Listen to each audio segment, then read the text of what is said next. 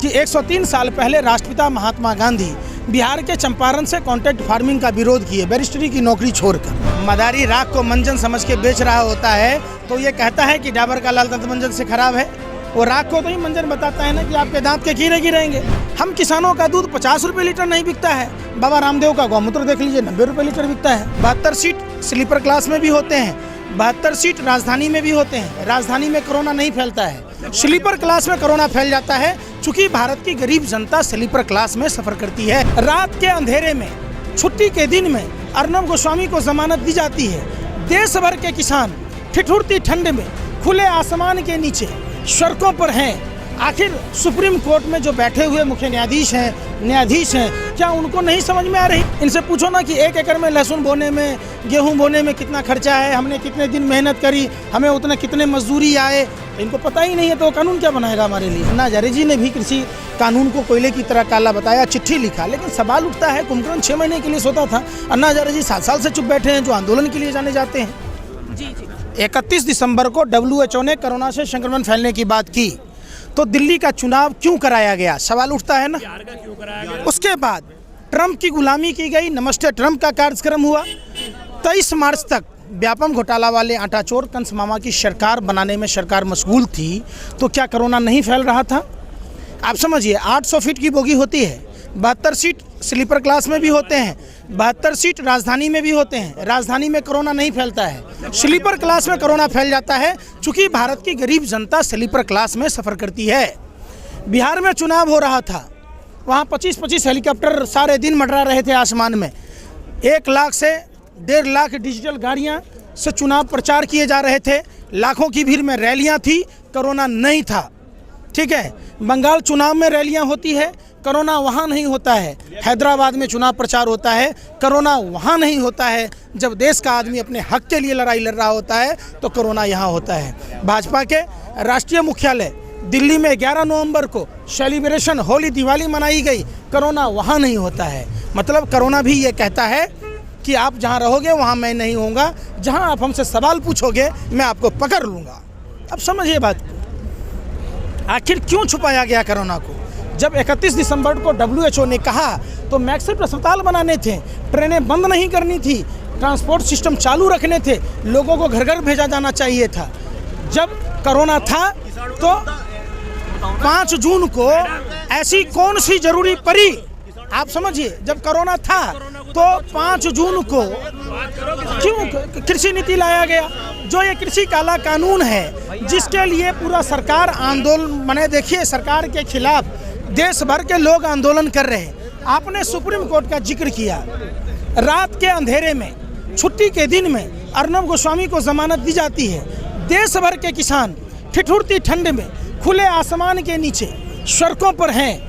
आखिर supreme court में जो बैठे हुए मुख्य न्यायाधीश हैं, क्या उनको नहीं समझ में आ रही कि देश के आंदोलन कर रहे किसान जितने हैं, पालनहार किसान 50 दिन के लगभग होने जा रहा है, 60 से अधिक मौतें हो गई हैं। भारतीय जनता पार्टी लगातार किसानों को और इन कानूनों को व्याख्यायित करने की 700 से ज़्यादा पंचायतों में जाकर मीटिंग करने की बात कर रही है। किस तरह से किसानों के मुद्दों पर सही तरह से बातचीत होगी, संभव कैसे होगा? जब मोदी नहीं, मदारी है, झूठ बोलने की पैदाइशी बीमारी है। मदारी राख को मंजन समझ के बेच रहा होता है तो ये कहता है कि डाबर का लाल दंत मंजन से खराब है। वो राख को तो ही मंजन बताता है ना कि आपके दांत के कीड़े गिरेंगे। तो उन्होंने जो अपना कानून बनाया, ये कानून देश भर के किसान मानने को तैयार नहीं है, इसलिए कि वो अपना नफ़ा नुकसान समझ रहे हैं। सबसे बड़ी बात क्या है, जो MSP निर्धारण की बात है, उससे हम किसानों के ऊपर दहशत है। दूसरा, ये जो कॉन्ट्रैक्ट फार्मिंग की बात है, जो कॉन्ट्रैक्ट फार्मिंग का विरोध आपने भी सुना होगा कि 103 साल पहले राष्ट्रपिता महात्मा गांधी बिहार के चंपारण से कॉन्ट्रैक्ट फार्मिंग का विरोध किए, बैरिस्टरी की नौकरी छोड़कर। अब इसमें सबसे बड़ी जो बात है, जमाखोरी पर जो प्रतिबंध है, जिससे सिर्फ किसानों को प्रॉब्लम नहीं है, आप जैसे उपभोक्ताओं को, हम जैसे उपभोक्ताओं को जो अनाज खाते हैं उनके ऊपर भी फ़र्क है।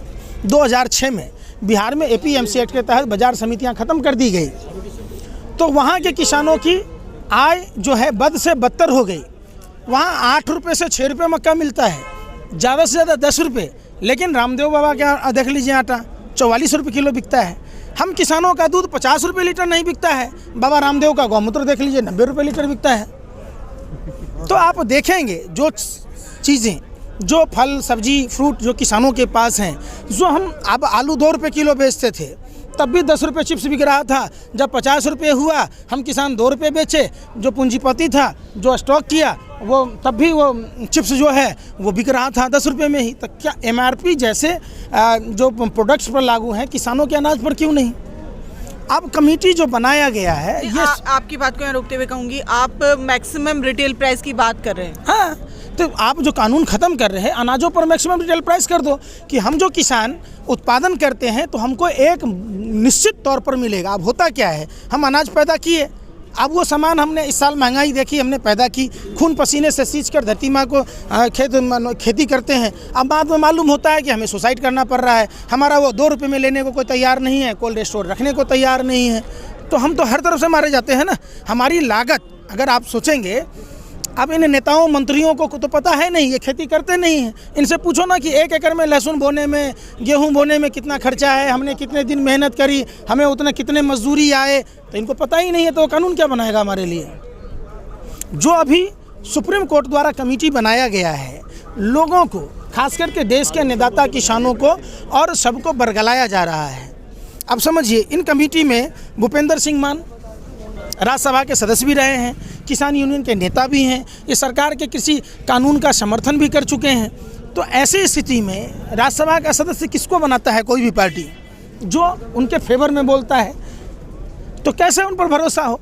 आज सरकार का पक्ष रखने के लिए, किसानों का पक्ष रखने के लिए साफ तौर पर सुप्रीम कोर्ट ने जब अपना हस्तक्षेप किया है, तो उसमें कमेटी में जो भूपेंद्र सिंह मान हैं वो कानून, बल्कि चारों ही अध्यक्ष कमेटी के चारों ही कानून के समर्थक रहे हैं। तो लगातार किसान ये कह रहा है कि हमने इस कमेटी को खारिज कर दिया, हमारी तरफ से ये खारिज है। वही तो मैं कह रहा हूँ ना, जब अन्ना हजारे जैसे समाज सेवी के पास मैं गया था, इसी कृषि काला कानून के विरोध में 2 अक्टूबर को बिहार तक की पदयात्रा की थी, जो 27 दिन में पूरी की थी।